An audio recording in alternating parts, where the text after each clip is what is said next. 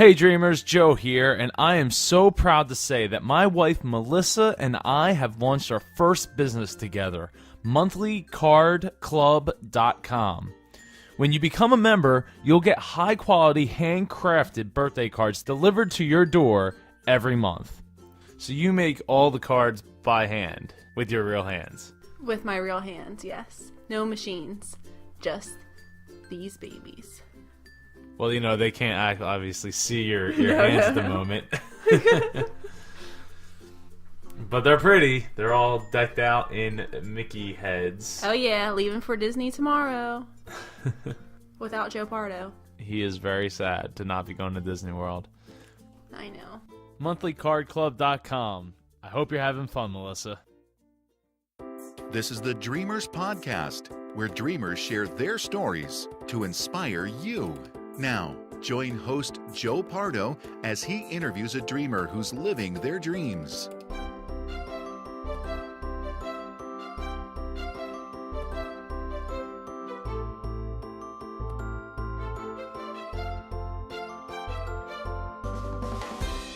Welcome to the Dreamers Podcast. I'm your host, Joe Pardo, and today I am following up with PassionateDJ.com's David Michael, who is with us back on episode 3. Man, I can't believe it's been that long already. Welcome back to the show, David. Joe, it's so good to be here, buddy. It's good to have you here. I know that there's been so much going on in your life.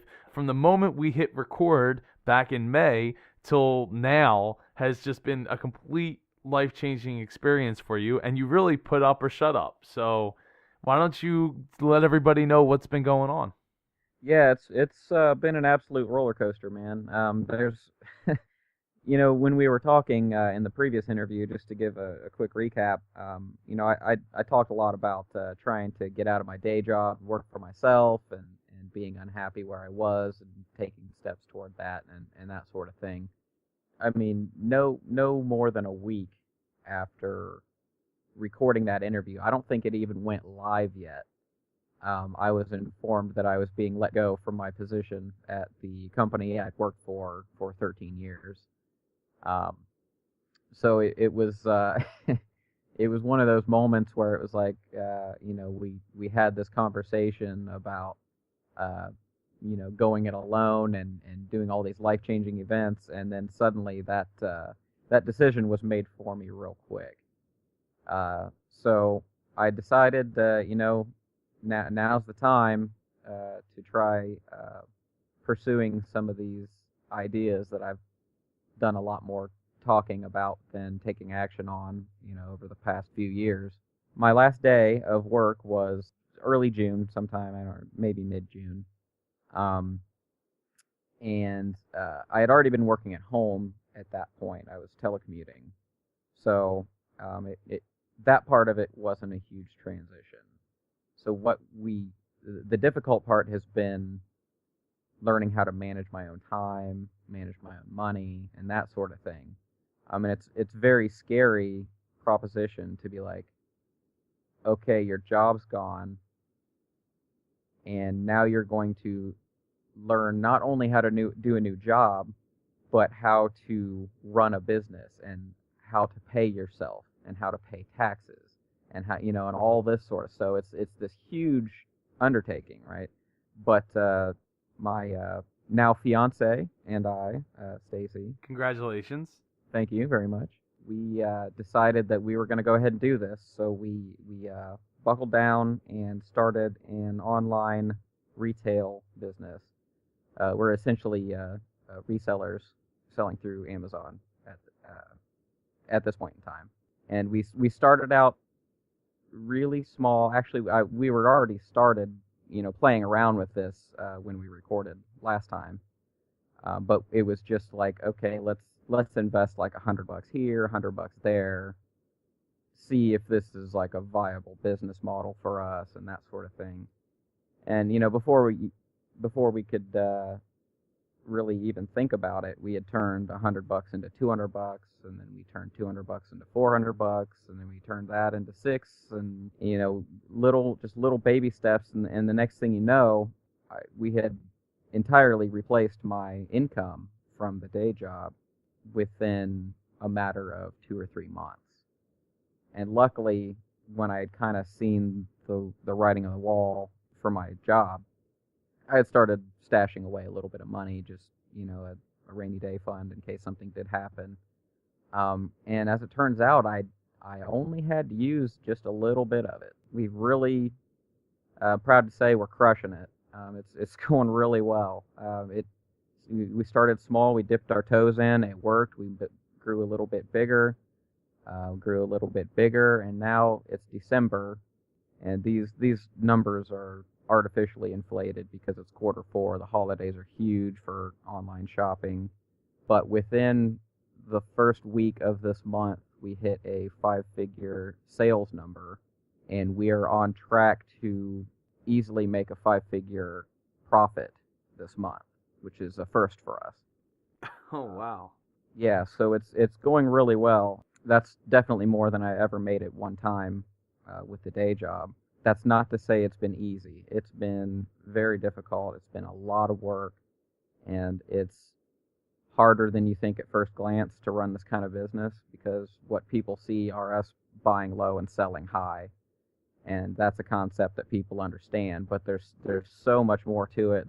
And I couldn't do it without Stacey. I mean, she's been handling a lot of the repricing and strategy aspects of the business, and I've been doing a lot of the acquisition and prepping items for sale and packaging them and stuff. Essentially what happens is we sell through Amazon.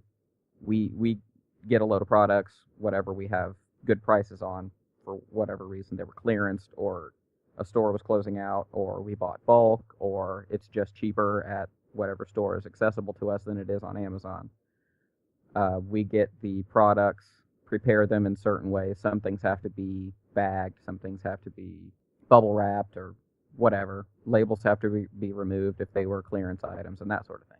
We send them to an Amazon warehouse, and then they handle the rest. So rather than us hiring a bunch of employees and building a warehouse, we use the system that Amazon already has in place. They take a big cut of it, and we just operate that way. Yeah, it's even with all the hefty Amazon fees and stuff we've been paying, we're doing better than I was when I had a job. Other than there are benefits to consider, like health insurance and all the different retirement plans and coverages that I had with my job are now things that I have to figure out on my own. But income-wise, yeah, it's proven to be a very big step, which is great, because our next step from here is to continue expanding the business, but also starting to automate parts of it so that we can, because right now, kind of the point of going it alone, at least for me, is to gain time, the one asset that we can't make more of.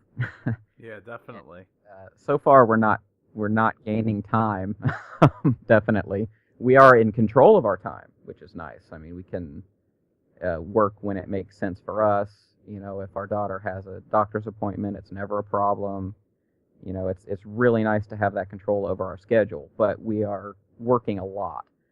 And so we hope to, now that we've kind of gone through this big holiday rush, we're hoping to expand, but at the same time kind of source some things out and automate parts of the business so that we can focus on the more businessy aspects instead of doing the grunt work, and gain some time to hang out with the family, and for me to pursue passionatedj.com more and that sort of thing. So it's been really exciting. It's been a roller coaster, but I've got to say I'm glad that we gave it a shot. Yeah, I mean, I remember you messaging me just as your episode came out, and it's like, wow, we were both like in a very similar boat, but we've both taken 2 very different paths since It's like then. we both were like, you're never going to believe this. Just got done clicking stop on the recording. It's amazing though that it has worked out for both of us in the long run. And when you bring up things like, oh well, my retirement or health insurance and stuff like that, but you know what, money can fix all of those problems. So it was, as long as you're still bringing in money, that's what's really important. Yeah, You can fix those problems. yeah, definitely. it's just one of those things that when you're used to having those cushions, there's just a system in place already, and you've operated that way for more than a decade. You're kind of like, okay, that's gone. Now what happens if I walk outside and slip on some ice and break my arm, or I, come down with cancer or something? It's like these are things that are suddenly at the front of my mind, not because I'm pessimistic, but because it's like, okay, I don't have that cushion necessarily anymore, so I need to go put those systems into place, and that sort of thing is stuff that we're still really should be focusing on. That and learning how to make sure we're paying the proper amount of estimated taxes and all this stuff that I never had to worry about before because it was all withheld for me. That's what accountants are for, man. Yeah. We actually, we definitely plan on talking to an accountant just to. That's part of the automation, man. I mean, it's just you're hiring somebody to run part of your business essentially, somebody who's better at it than we are. So let's talk about passionatedDJ.com and how has things changed for that since being on the show? Sure. The main thing is the amount of steady traffic. So currently, because of all the things going on with the business, especially since it's the holiday season, I've kind of had to back off a little bit over the past month or so, where I was cranking out a more consistent amount of articles and stuff than I was. It's unfortunately had to take a back seat for the past month or so, just for the sheer amount of work that this month has been. But even that being said, the amount of traffic that I'm generating daily without any kind of viral effect has doubled.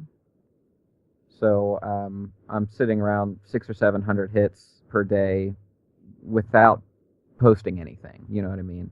Just kind of standard organic traffic. The amount of organic traffic has doubled probably about since the last interview, which is really encouraging, especially, having had to, I don't want to say take a break, but having to stop pushing for a little bit while I focus on the business, and it's continuing that momentum. It's exciting because it means people are, resonating with my message, and I'm building a readership, you know what I mean, and a listenership for the podcast. So yeah, it's really exciting because I plan on once the holiday season is over, kicking that back into high gear and really trying to, especially with the podcast, I want to focus more on the podcast, and historically I've focused more on blogging just because I'm a good writer.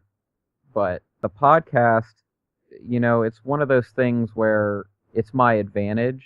I have a podcast already, and as far as I'm aware, there's no other like talk radio style podcast in the DJ community that anybody has really noticed, and I should take advantage of that fact. And I kind of haven't been. I've been doing them very sporadically, and I'm trying as hard as I can to get on maybe like a weekly schedule or something like that, and try to, because I really like the podcast format. It speaks to me because I'm not a big reader. I'm always on the go. I'm either in a car or in the garage working, because that's where we run our business, or even if I'm doing dishes or taking a shower, whatever I'm doing, I've always got something playing, usually a podcast. And I'm sure I'm not the only one. And so the podcast format is something that a lot of DJs are already familiar with. DJs love audio, so it makes sense for me to pursue that. So I think going forward, I will be putting a lot more emphasis on that, which is exciting and scary at the same time. But the more hurdles I keep jumping over, the less scary they are, And that's definitely something I've learned over the past not even a year. Is it really just takes that, I probably said this in the original interview, but that giving yourself permission to succeed and try things, it's when it really comes down to it, it's like you ask yourself that question, like what's the worst that can happen? And really it's like not much. I'll survive. I'm in a good position to try things out right now. I'm not in a bunch of debt. It was a good time to try starting a business, and it's worked out. It was a good time to try starting the blog, and that's worked out. And so, you get a couple of those successes under your belt, and it makes you want to go crazy, like in a good way, and just, I want to do all of the things. But you have to, my problem is focusing on a task to completion, I guess, instead of trying to take on a bunch of things at once. So hopefully my next focus will be the podcast, outside of the business, of course, because it's paying the bills, and the DJing thing is not, as of yet, paying the bills. Well, it's important to recognize the importance of both. I mean, that's amazing that you're getting 600-700 hits to your website a day, and you're only writing content, well, on average once a week, though you've taken time off for the holiday season. I mean, you mentioned hurdles. What new roadblocks have been in your way, or disappointments? You have to really stay on top of, how do I want to put this? It's easy to be discouraged when you're taking on like a big life-changing event head on, something that was initiated by yourself. So in other words, starting a new pursuit that's against the norm, like starting a business. You get a lot of unintentional negative feedback from people who are close to you. One person will say, well, you started a business to gain control of your time, but now you're spending all your time running your business. And then I'm like, well, yeah, you got to start somewhere. I'm willing to hustle now to reap the benefits later. And I think a lot of people aren't willing to do that, and that's something that I've had to learn is, sometimes you just gotta pull up your bootstraps and just go to town for a while, and I'm a big gamer. I've got my Halo 2 shirt on right now. And so my gamer buddies will be like, hey, where have you been? And it's like, hey, it's not a priority right now, as much as I'd love to jump on and crush some skulls with you. I've got a business to run. I've got an audience that's waiting for me to produce content, and I'll play with you when that's done. So it's time management, I guess, is the other thing. I probably even said that in the last interview. That time management's always a struggle for me. I'm getting better, but that doesn't mean I'm good at it. It's really easy to sleep later than is necessary, or to reschedule things, or it's especially with the blog, because since the blog is not making money yet, not making significant money, I have to prioritize the business to pay bills, you know what I mean? So yeah, managing the time and prioritizing what I want to do but still do it all. Yeah, I made a comment to my fiance a month or two ago about how I was spending all this time writing about DJing, answering people's emails, responding to their podcast questions, and doing all the stuff. I told her, like, I'm doing this so much that I don't have time to actually DJ. So it's like, what am I in this for? So yeah, trying to make sure that I give everything the time that I think it deserves.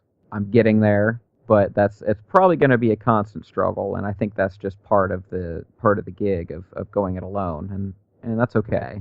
But learning how to operate the businessy aspects of the business, outside of just selling things, like I said, paying taxes and how to pay yourself, how to set money aside. We have this issue where, because our inventory is stored in multiple states, in different warehouses, that creates what's called sales tax nexus. And so we have to collect sales tax from only particular states. And so we're just now getting into that more like big boy stuff, because it's our primary source of income, instead of just like goofing around and testing the waters and that sort of thing. Outside of that, like I said, there were some family issues. Stacy's stepmother passed away at the same time that my grandmother had a heart attack, and then my uncle had a heart attack, and my sister started having seizures, and this all happened within weeks of each other, right? Learning how to keep on trucking even when that kind of stuff is happening. I mean, if you're feeling just outright bad, even if it's with good reason, feeling down because of all these things that have happened, the show must go on. You have to keep on going, and I'm not to a point anymore where I can just take bereavement leave or take a couple days off and still have a paycheck come in with a predictable amount and be okay, which is kind of where some of this automation and stuff comes in, because life happens, and that's why I want to not be spending all my time running a business, or at least I don't want to rely on, have to spend all my time doing that in order to pay my bills. And we're just now getting away from that. There have been a lot of small hurdles, a couple of big ones, but overall, it's been the best decision I think that we've ever made to go it alone, and really to start building this audience for passionate DJs, because it's something that's important to me. It is a passion of mine, and I have to get that stuff off my chest. I have to have that escape, whether I'm talking about it or whether I'm actually DJing, playing music for people or just for myself. I call it my therapy. And so I have to, it comes back to the time management thing. I have to find time to do that, and it's hard to, when you've got people wondering where new articles are or whatever it is, why haven't you jumped on to play Halo with me or whatever? I mean, even if it's not something important, and meanwhile I'm sitting over here and I'm just like lost in my headphones. Well, that keeps me sane. It's like I'm not just playing around because I'm lazy. It's like I need this to get away for a minute, regroup, and so that I can come back full force and start tearing it up in whatever my pursuit is for that day. So yeah, quite a bit of hurdles, but nothing that's scaring me so bad that it's making me regret my decision. Not in the least. Yeah, you got to have something that takes you out of the situation, especially when you work at home, because it's everywhere. It's everything, and it can be very easy to get back into that drudgery of like, oh, this is my 9 to 5. Yeah. Of course, people don't understand. Most of those people that don't understand haven't owned a business or been involved with a business to a level where that it's their baby or part of their family. It's always fun to see, and those beginning days are always, to me, like, that's the fun stuff. When you're doing it, but you know what it is? It's the success that you're having that enables you to keep pushing on. And it's not just success like, oh, 1,000 people came to my blog day. Oh, 2,000 people came to my blog. Like, okay, but I can't eat that. Yeah. I need Right. food. I need gas in my car to take my kid to school and to the doctor and to go grocery shopping and all that stuff. So, doing something and getting a reward of money is an amazing feeling that most people will never really understand, because they go to their job, and not that they hate it. Some people love it. Some people are okay with it. Some people are just like, it's just easier to do it this way. And it is. And there's nothing wrong with that. And I hope that everybody, even if you are at a 9 to 5 job, I hope that everybody that finds a job that they at least enjoy or have enough enjoyment from it that it makes it worth their time and their life, because you only get to do this once. Absolutely. It's what I never want anybody to think that I'm anti-traditional job, or anything like that. Like, I have no problem with it. I have no problem with the fact that I, worked for the same company for 13 years. I have no problem with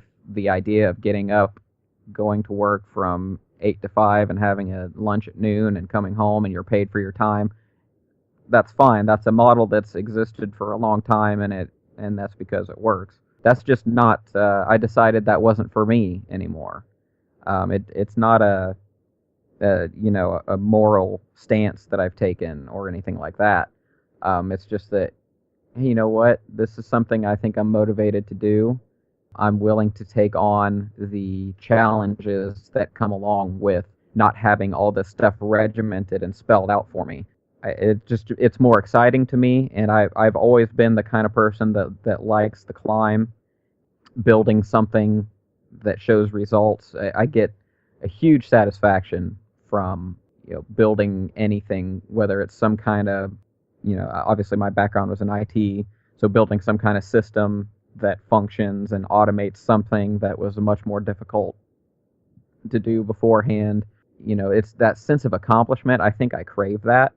And that is mega helpful if your well-being depends on you having that motivation.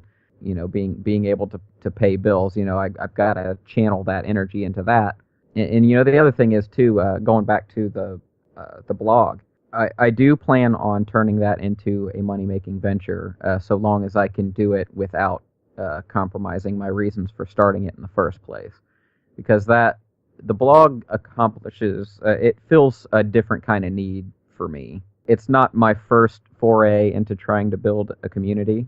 That's something I've done before. A buddy of mine and I ran a fairly successful, like, local car, I'll say automotive performance forum / group. It wasn't a formal club, but it was before MySpace and Facebook and all that took off, and when forums were still like the hot thing. And we built up a little community there of people that I would have never even met otherwise. I love doing that. I love bringing people of common interest together, and that's something that I get to explore through Passionate DJ, and I get to explore it through something that I know a lot more about than I did with cars. Cars, auto performance is a casual hobby of mine, but DJing is a passion that I have. I feel like I have a lot to say about it, and I feel like there are a lot of problems in the DJ community, especially right now, that need addressed. And this gives me a forum to do that without invading other people's conversations. You know what I mean? Like, I get to start the conversation and see where it leads. That's something that excites me and definitely motivates me to keep building an audience. I love the fact that I've got hundreds of email subscribers now, and they actually write to me, and then I actually reply to them, and then they reply back saying, "Oh my God, you replied to me, that's amazing."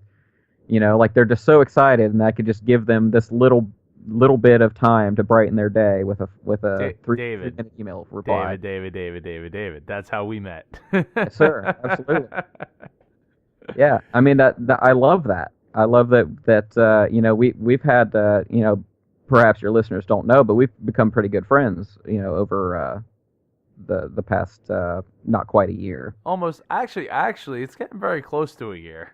Yeah, it's about there. And in fact, we were supposed to get together a couple of weeks back, and the chips didn't fall that way. But it was. It will be soon.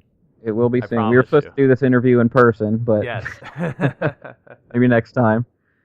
But yeah, I love that sense of building community, bringing people together, and starting that conversation, and using what I happen to think is a reasonably good talent of mine, which is writing and putting those concepts into words, and using that to sometimes bring people together.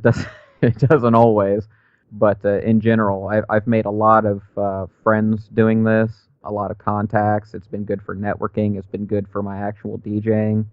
Now we're actually so at the time that we're recording this, the last episode of my podcast that came out was with 3-Dimensional Entertainment, and they are local to me here in Dayton, Ohio. They're like a promotional company for throwing electronic music events and that sort of thing.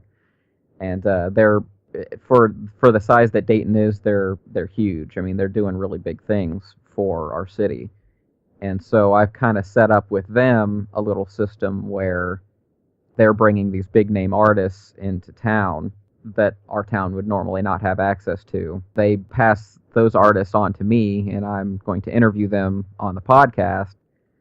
So we kind of have this reciprocating, symbiotic relationship going on. And I've built these. Now, I knew them before I started the blog, but it's just an example of how, you can, okay, they have this thing that they're passionate about. I have this thing that I'm passionate about. There's a correspondence there. How can we work together? And I'm all about that kind of collaboration and hooking up with, as long as they're generally positive people. I don't have time for people who are extremely pessimistic or negative, but it's really worked out with the relationship you and I have built, being able to do these interviews. You're gonna co-host a podcast episode with me after we're done with this. Being able to just build friendships over common interest with people that I otherwise would have never met is really cool. So more than just a business pursuit, Passionate DJ is that for me. And I really appreciate that. I really appreciate that people resonate and they're willing to tell me that they do. Maybe that's from a place of ego, but I don't know. It does something for me to be able to interact with those people and that pick up what I'm putting down, so to speak. Well, if nobody listened or nobody read, then it basically just becomes a journal. And, not that there's anything wrong with that, but, there is I was listening to somebody and they were like, inherently all bloggers and all podcasters and radio and TV personalities, they all have a certain, ego to them that because they want to be heard, otherwise you would just write it in a journal or in a Word document that, a sequence of Word documents that you would just keep forever and ever and ever, and no one would ever read. Yeah, you have to accept that there's a little bit of that there. I mean, yeah, definitely. I can't be a writer and a DJ and try to build a business and then claim that I don't have any interest in like having these kind of interactions with people, or having an audience or somebody listen to me.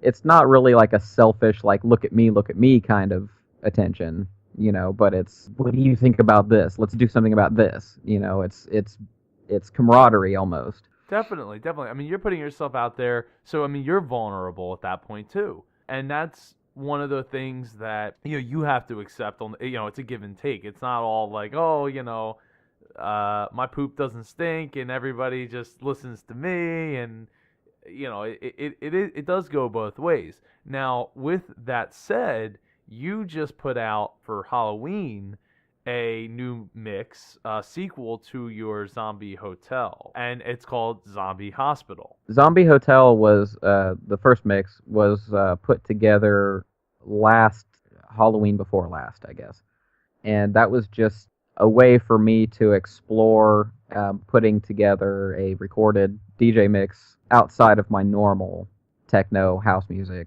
lounge stuff that I would normally put together like demo style. I wanted to do something that was more like I'm just creating art for its own sake kind of thing.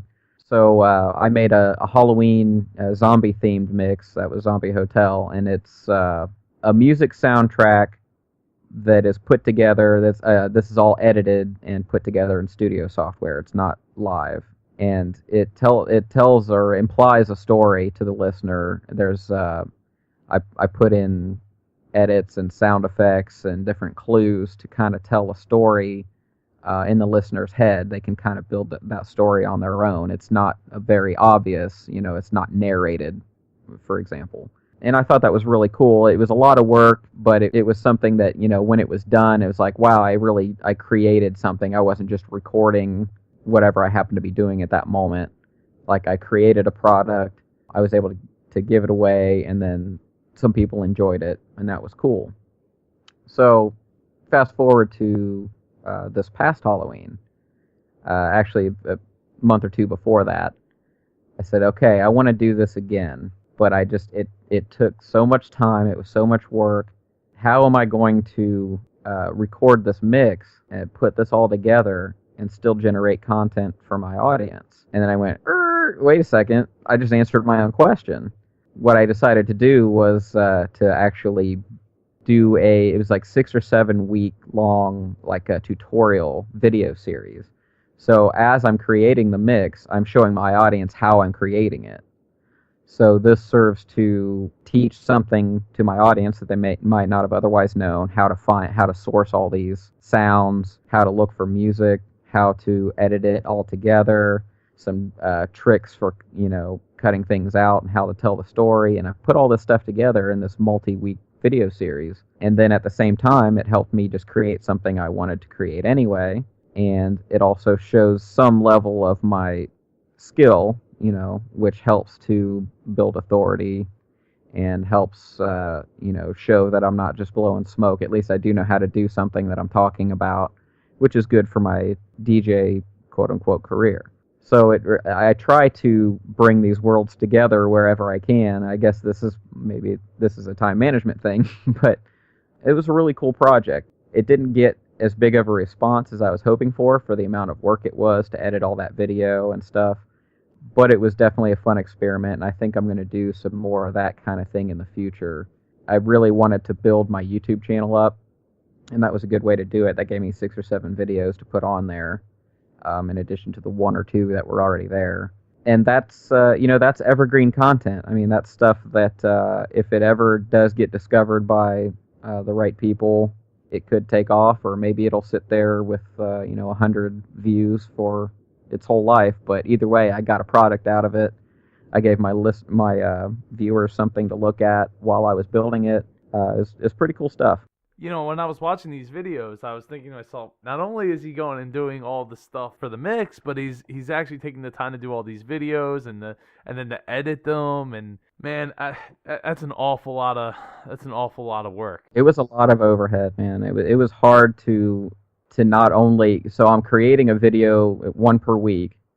I have to come up with the content for that video. I have to edit it, and I have to build this mix. So it's like, I wouldn't have been able to do it during the holiday season. I'll tell you that much. It was a lot of work, but at the same time, I kind of justified it. And hey, I'm attacking multiple angles here. I love the idea of evergreen content. I had never heard of that term before this. I was at a conference just recently down in Florida, and I love the concept. In fact, one of the guys, Joey Kissimmee, who runs Appendipity, which is podcast themes, like he makes podcast themes and apps and stuff like that for WordPress. Anyway, he was talking about the fact that his podcast, every episode that he does is intentionally evergreen content. So he only has like 50 episodes, and in fact this year he only put out 1 episode, but he still gets hundreds to thousands of downloads, a day to a week. I forget the exact amount. So I'm sorry, Joey, if you're listening, but really cool guy, and I just think that it's so awesome that he's like, he's just like, yeah, whatever. He's like, it's hard. It's really hard to put together content that's still going to be relevant, a year, 2 years, 3 years from now. Yeah, and just for your listeners who may not be aware, that's evergreen content is it's the difference between, so for me, I might write a review for a DJ mixer. That's not evergreen content because that mixer might be popular for a certain amount of time, or people will be looking up reviews and specs for that mixer, primarily when it's released, and then it'll kind of fall off the radar. But if I write about how to read a crowd in order to play the right music, okay, that's something that DJs are always going to need to know how to do. That's something that's not seasonally relevant. It's not relevant to the year it was posted. It's going to be relevant for, I don't want to say forever, but for a long time. And so, yeah, that's definitely helpful strategy-wise, because that's part of the reason why I have this steady flow of traffic, is because a lot of my content is that way, and why I did not initially focus on reviewing hardware and industry news and stuff. I'll post that stuff to get a little bit of social attention every now and then, but it's not my primary focus. And it's also not what interests me as much as like the psychology of DJing, for example, or the psychology of a dance floor. So why don't we go into a recent favorite memory that you've had since you've last been on the show? Another thing that immediately happened right after the interview. So I was headed to Detroit Electronic Music Festival, like right after we recorded, I think. I go every year to the Techno Festival, which is about a 3-hour drive for me. And I was at one of the stages. This random guy was standing around and kind of struck up a conversation with Stacy, my fiance. And they were just kind of chatting, and I'd kind of wandered off. I like to, when it's early in the day, I go and see what it sounds like in the back, and I'll see what it sounds like on the side and move around. I'm just doing my DJ thing, I guess, listening to the music. Stacy is talking to this guy, and so I walk over, and I shake his hand. I'm like, hey, I'm David. How you doing? He's like, hi. And I said, oh, you're wearing a Reloop shirt, which is like a DJ equipment manufacturer. So I asked if he worked for them. And he said, well, yeah, I work for a company that represents them. And I said, oh, cool. Are you here on business? And he said, yeah. And they have at the festival, they have this little room called the technology room. And so they had like a booth set up in there where they were showing off various mixers and controllers and things of that nature. And so he's like, yeah, come on back and take a look. So I go back there, and we're looking around, and the subject of the blog comes up, and so we chat about that, and next thing you know, I'm just like, they had some speakers set up, and the guy that was running the booth would go up there and play some music every now and then. And so I said, hey, what do I have to do to, what's it take for a guy to come and play some tunes in here? And he said, bring your music and show up at 2 p.m. tomorrow. And I said, really? He was like, yeah. I was like, well, that's pretty awesome. So I did. I immediately went back to my hotel room and sent a message to everybody I knew that was at the festival and said, hey, you need to come here at 2 p.m. tomorrow. So it actually led into an opportunity for me to play at the festival, even just in this little room. It wasn't on a main stage, but I got to play at my favorite festival, which was super cool. And I played for like, I don't know, a little less than 2 hours.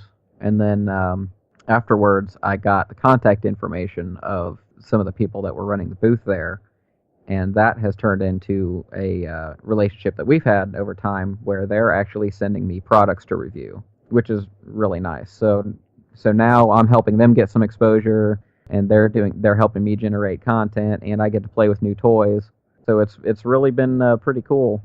So David, what do your dreams look like for the future now? How have they changed? They haven't much other than the fact that they're maybe a little more defined now, where, before I would have said I want to work for myself somehow. Now it's like I want to expand my resale business and automate parts of that business so that I can focus more on the DJ thing and my family and other pursuits. So it's a situation where it's just a little more defined now, but the overall goal is the same. I want to have control of my time. I want to be paid for my value rather than my time. I just want to make my 30s awesome. I want to have fun. 30 is the new 20, as they say, and I'm ready to just be a big old teenager who's not ready to grow up. Other than I've figured out how to pay my bills. So yeah, I wouldn't say it's changed too much. Yeah, I would like to be a little more.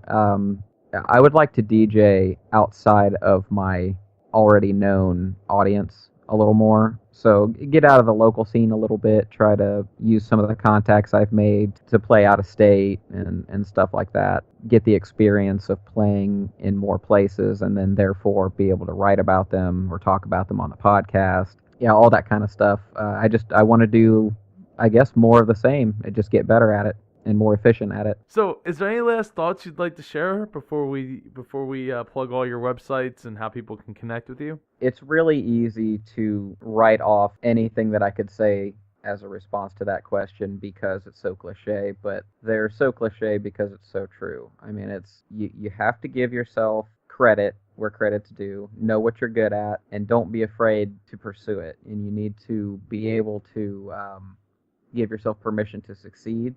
You don't need to do anything, but if you want to get to a certain place in your life, the easiest thing to do is take baby steps. And I should have taken those baby steps before I was thrust into a situation where it's now or never. Then again, that's a common occurrence. I listen to a lot of podcasts that are in the business arena that talk about, for instance, the baby effect. For a lot of people, that's what gets them motivated. Is they have a baby, and then suddenly it's like, oh, I need to really like step my game up so that I can provide a future, or that sort of thing. It doesn't have to take that though.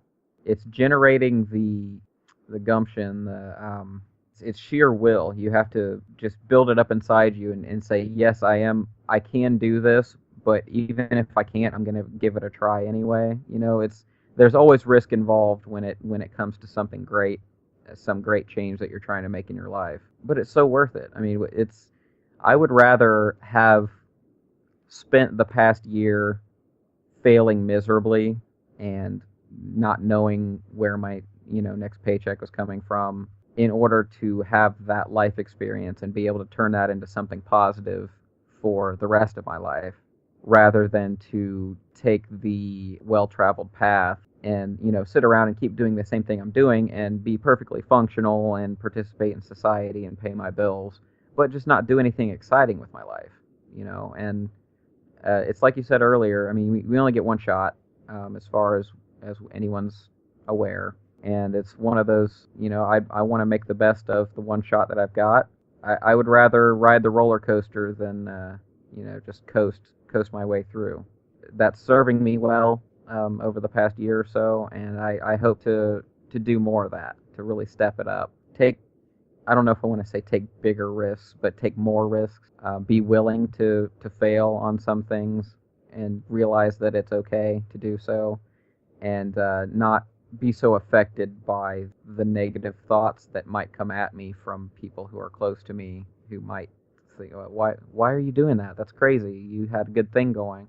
Well, yeah, I did, but I didn't have an awesome thing going. So I want to have an awesome thing going, and I'm going to do what it takes to get there. And, the past year or so has taught me a lot about that. I think once you get to a certain point where you build a couple of things and it starts to work, I think it's helping me define the rest of my life. I don't think I'm ever going to be the same after this, and I mean that in the best way possible. It's super exciting. It's not in the cards for everybody, and I get that. But some people have something inside them that they just need to get out. That's me, and that's probably a lot of your audience. That's why they listen to your podcast. Statistically, you probably have most of your readers probably listen more than they take action.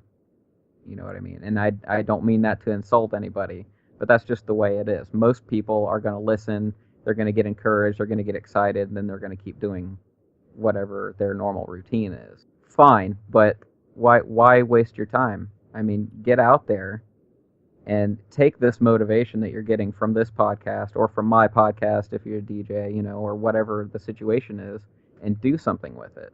And what's the worst that can happen? You got to go get another job. Yeah. And okay, then do it when that time comes. It's one of those.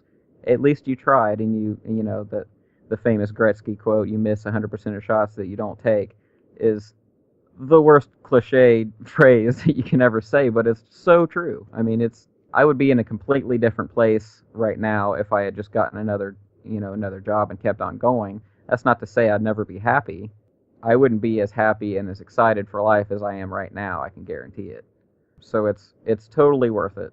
Totally worth it. It is an amazing feeling to wake up every morning and be like, man, what do I get to do today? And what it's my choice. new problems do I get to solve rather than just the same stuff over and over and over again? Well, and for me, it's turned me into, especially the blog, has turned my perspective into, like, how can I help people? How can I help my audience? How can we help each other? And even, with the business too, it's how can I do this to the best of my ability? Because now this is something I've created. This is my baby. This is something I can take pride in. And it really shifts your perspective versus going to work, clocking in for some big corporate job. Some people can still have that kind of motivation when they're working for somebody else.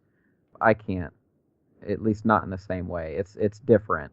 I feel like it's making me a better person in general, which is pretty exciting because it shifts my focus into I'm trying to build income and I'm trying to build an audience and I'm trying to serve some part of my ego, but at the same time, I'm doing it in such a way that I'm helping people. And it feels pretty good. Yeah, well, I mean, you definitely are helping people. I mean, like you said, you get 600 to 700 hits a day on your website. I mean, it's a lot of people, man. Yeah, and it's trending up, which is exciting. Yeah, definitely. So why don't you plug your website again, how people can connect with you on Twitter, Facebook, all that stuff? Of course. So passionatedj.com. That's the blog, the podcast. You can get to all that from there. You can also find the podcast through iTunes if you want to subscribe, or SoundCloud. You can go to soundcloud.com/passionatedj. If that's more your thing, you can follow me there. Facebook.com/passionatedj.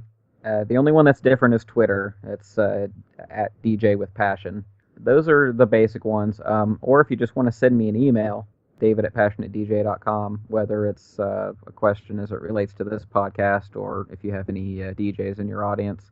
I love getting email. A lot of people don't. It's overwhelming, but I love getting them, and I do try to reply. So, yeah, that's basically it. Awesome. Well, I'll have all them in the show notes at howtodream.co. Well, David, I really appreciate you taking the time to come back on the show, and I know you're super busy with your business and with what you do for Passionate DJ. It's been a pleasure having you back on. Always have time for Joe Pardo. Well, I always got time for David Michael, so let's do it again in like 6 months to a year. Yeah, absolutely. Hopefully I have more great news to share and not as many hurdles. Everything's trending upward, or as they say, everything's coming up David. Thanks so much for having me on, Joe. I really appreciate it. Thank you for joining us for this episode of the Dreamers Podcast. Follow us on Twitter at Dreamers Podcast. Join us on Facebook at facebook.com/Dreamers Podcast. If you or someone you know would like to be a guest on the Dreamers Podcast, please send an email to j@jpar.co. This podcast is copyright 2014 by jpar.co.